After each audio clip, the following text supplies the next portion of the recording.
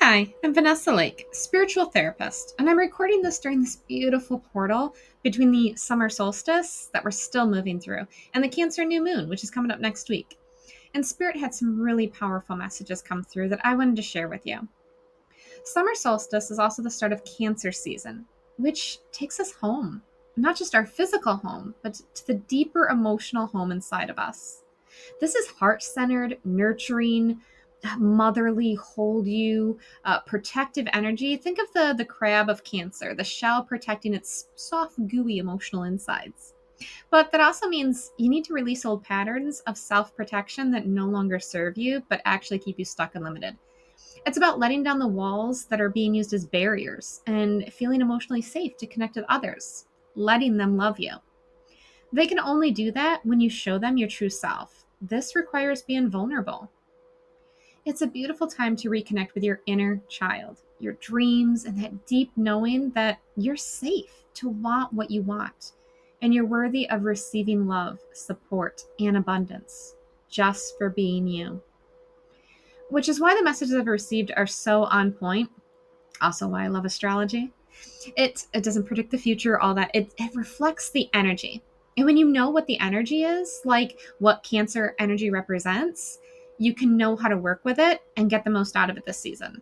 You wouldn't plant seeds in the winter or try to harvest in the spring when they aren't even ripe yet. So knowing this season is best for emotional healing means you can make huge leaps and bounds in therapy, with your spiritual practice, with the inner work that you're doing to overcome trauma and heartbreak, fears of being hurt, and truly shift your life. Like, you might as well work that energy to make the biggest difference right now. Or, you could drink on a beach all day and numb the pain while keeping superficial relationships with people who don't really know who you are, which sounds pretty lonely, even if you're surrounded by people. But it's your choice. So, I attended a summer solstice event with Angel.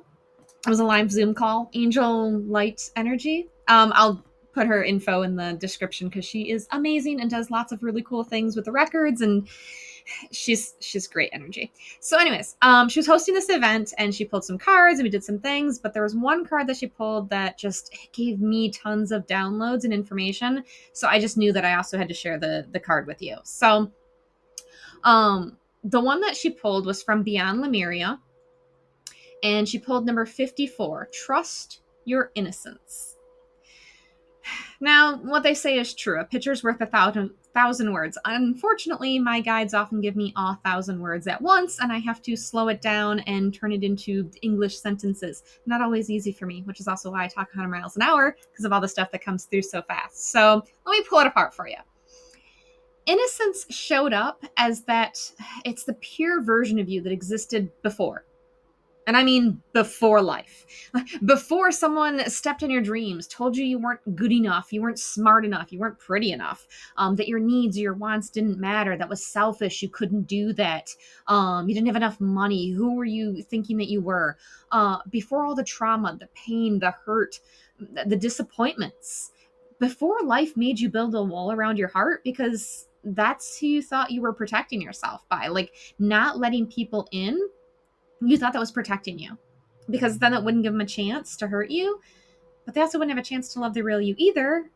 They'd love maybe a version of you, the one that you were presenting because you thought that's what they wanted you, to be. Innocence is believing in your dreams or even just daring to dream without the world saying you can't for whatever reason. To me, innocence is the inner child in you. That inner child that didn't have to earn love. You simply were because you existed, and no one expected anything from a 4-year old. Just be you. Say cute things, make people laugh because it's your truth without a filter. And your joy and your laughter is contagious. I mean, when you hear like a 6-month-old baby laugh, a 1-year-old baby laugh, you can't help but laugh in turn. It's just contagious. It's just pure joy. They're not, having a job, making money, doing all the things.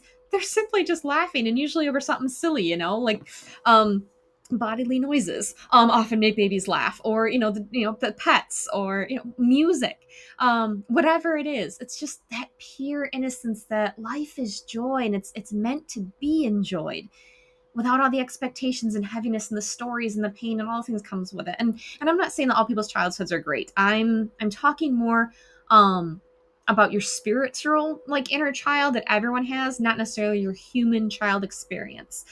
Because there are some human child experiences that didn't get to feel unconditional love, at 4 years old. They were expected to take care of other siblings or the household or the farm or whatever. So I'm not negating that. I'm talking about the inner child that exists in all of us that wants to come out and play. Even if you didn't get to because of your awful life experiences, it was still there.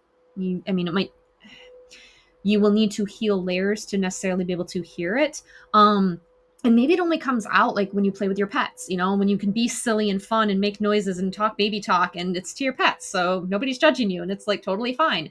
Or with your kids or your grandkids, and you get to be silly and fun and finger paint and go to the zoo, but you don't necessarily do those things as an adult on your own, because you're like, well, I'm an adult and that's for kids, but your inner child enjoys it. If you enjoy going to the zoo and pointing out the animals to, your grandchild, then that's your inner child saying, hell yeah, we enjoy this too.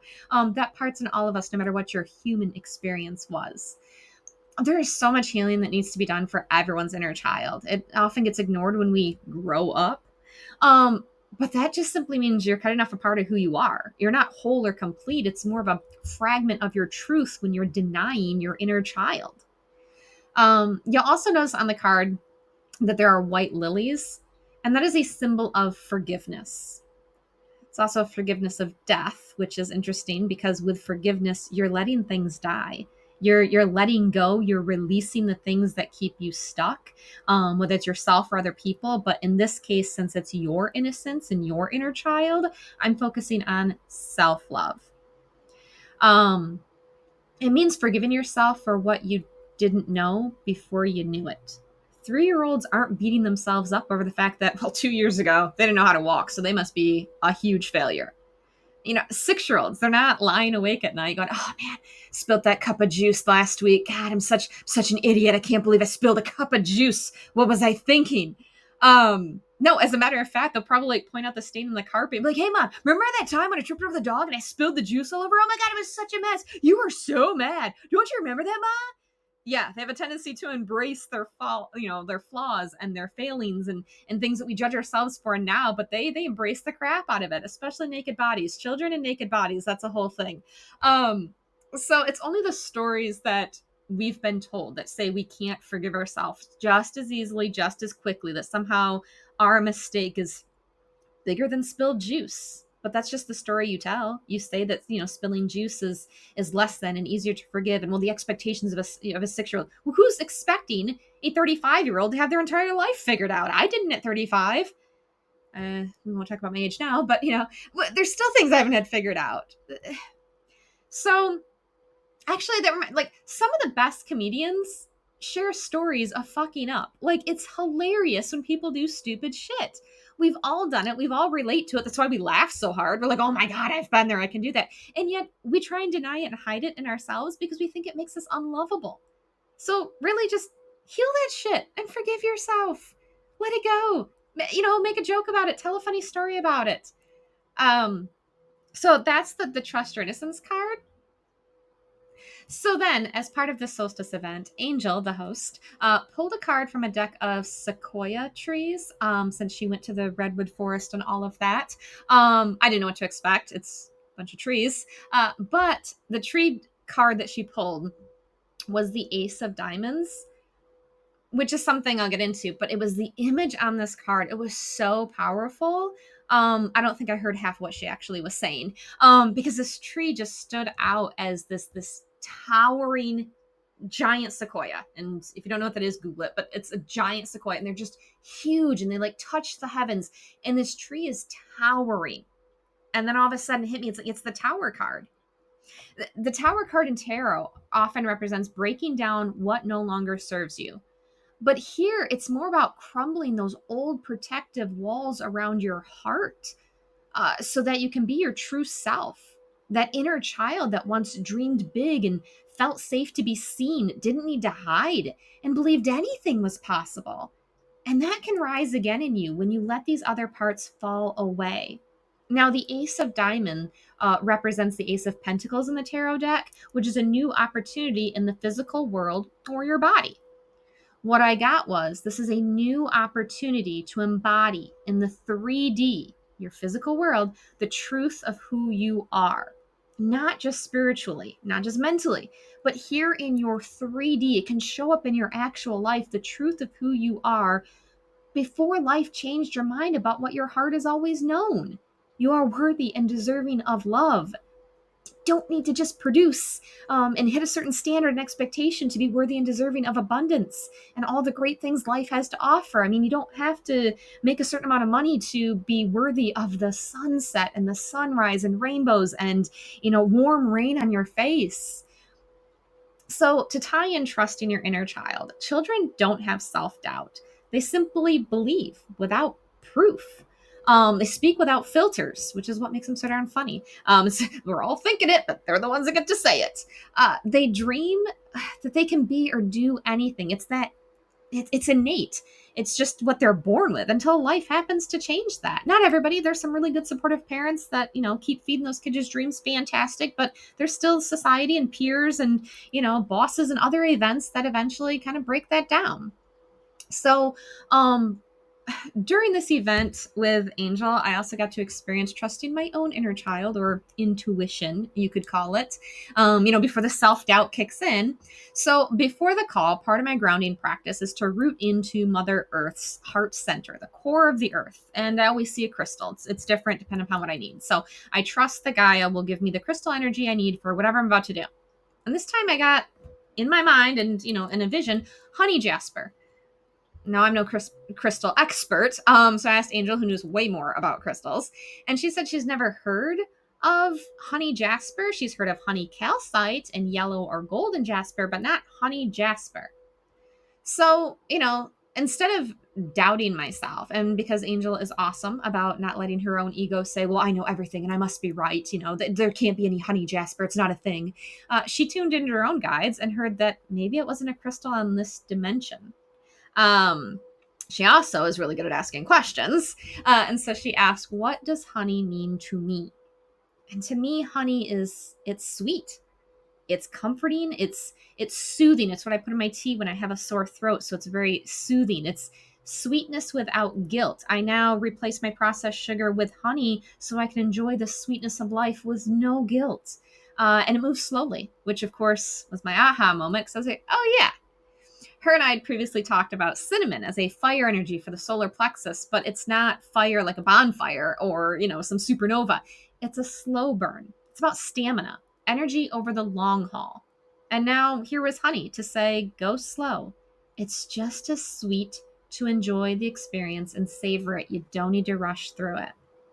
I then asked my guides and found that Gaia was giving me solar codes through this crystal as a solar plexus healer, but a gentle, soft, comforting, slower than the hotter, sharpish citrine or tiger's eye energy. It's a soft confidence. It's not force. It's not needing to prove myself, convince other people of my worthiness or my knowledge or my skills. It's just knowing softly, yeah, I can do this. It's a steady power and a grounded courage, because the jasper is a grounding energy. Also, it doesn't really exist in this timeline as much as it does in other timelines. So that's how my soul knows this stone. It's from lifetimes. So don't be so quick to say something doesn't exist just because it's not here in the 3D world or this timeline. There are multiple timelines, various dimensions. So if you're getting it, just learn to trust that. It also holds the bee collective. I mean, honey and the bees. But since bees can mean many things to many different people, I asked what it meant to me.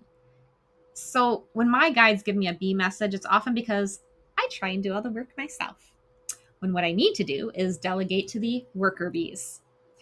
I need to own my role as queen and ask spirit, and yes, even real human being people, to help me and stop trying to do it all myself, which isn't a great use of my energy if I'm trying to give birth, the queen trying to give birth, to something I'm trying to create. Creation in and of itself takes a lot of energy, and for anybody who's actually given birth to a human, holy shit. But giving birth to a business, a project, I've published a book. There is a lot of energy that goes into giving birth to something. So I need the bee community. I need my community of people and spirit, and not just me, to be able to assist me in what I'm trying to give birth to. It takes a village. For anything you're trying to create, we're not meant to do it solo. So there's a whole bee community energy to that, and that may mean something for you. The point is to trust your own intuition, that innocence that's, before someone says there's no such thing as dragons, and you start to believe them because, well, spoiler alert, 30 years later, I met my dragons. Yeah, more than one. So that's a thing. So if you get an image, a sign, a song in your head, or in my case, a crystal that doesn't exist, don't doubt it. Don't doubt it. Just ask, what does it mean to you?